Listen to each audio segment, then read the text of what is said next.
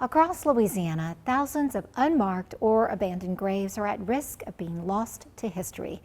In 2008, the Louisiana legislature voted to establish the Louisiana Register of Historic Cemeteries to identify at-risk grave sites. Almost 15 years later, documentation efforts are underway to build a database of grave sites.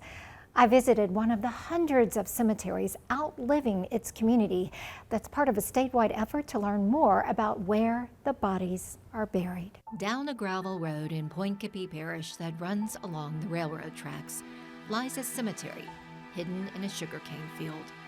Many of the headstones are so weathered, eroded by time, that you can't read the names and the dates. The False River Station Cemetery holds buried bodies from a bygone community. So Henry, you are the self-anointed caretaker of the cemetery, right?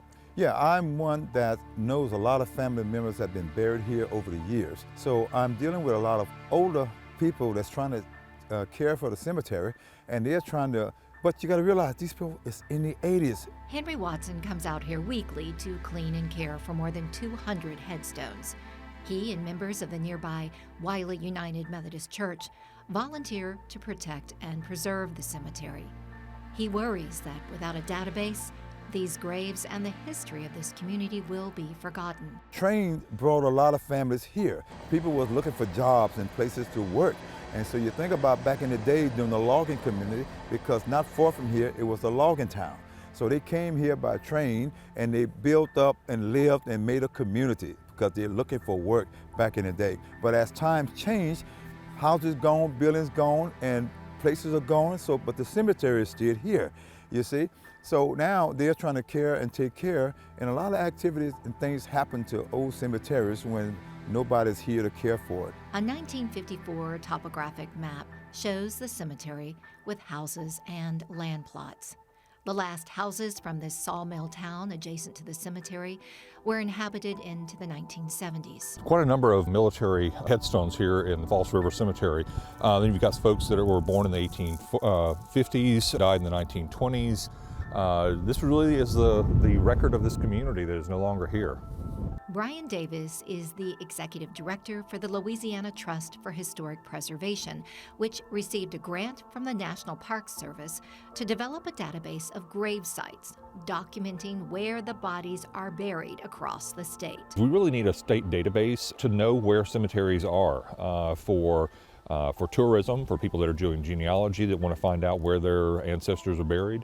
For maintenance, for when you have a pipeline or a road coming through, infrastructure that's coming through to know that there may be a historic cemetery in the area. If you buy a piece of property, you may not know that there's a cemetery on that land, so it has many different uses. Somebody took a nail or something and they wrote the person's name in there, you know. Now it served the purpose back then because everybody knew who died, it was there. But now you're talking 3 generations later, this done faded off from the concrete. Across Louisiana, thousands of cemeteries are at risk of disappearing. In Leeville, headstones and brick vaults are sinking into Bayou Lafourche and the marsh, submerged by Hurricane Ida. In Catahoula Parish, military headstones of former slaves who served in the Union Army during the Civil War rest amid corn and soybean fields on the Anchor Plantation. Cemeteries really are like archives, and so preserving that record and that knowledge is really important. You could tell a lot about communities from cemeteries. I mean, there really is, there's a language with cemeteries, from symbolism to the people, the dates. You can tell how prosperous they were a lot of times, or what their social interests were with some of the clubs and the Masons, Prince Hall, Masonic lodges, things like that. And I think that just having respect for that, and that's really what a lot of this program is about, is actually acknowledging and respecting the burials of our ancestors. Without a database of grave sites, many may be unknowingly paved over by commercial and residential development, or mistakenly unearthed by roadwork, dredging, or construction. A statewide database will function as both a public service and a cultural resource. These will all be by public nomination as well. So anything, a cemetery that is 50 years old or older, has significant architectural features, or is associated with an important person will be able to be listed in that database. Meanwhile, Henry keeps watch over his grandfather's gravesite, hoping the story of this community will live on with future generations. Somebody's history and lives is here. And so you have a place to come back to at some point, but if nobody knows, it could just wither away and things start happening.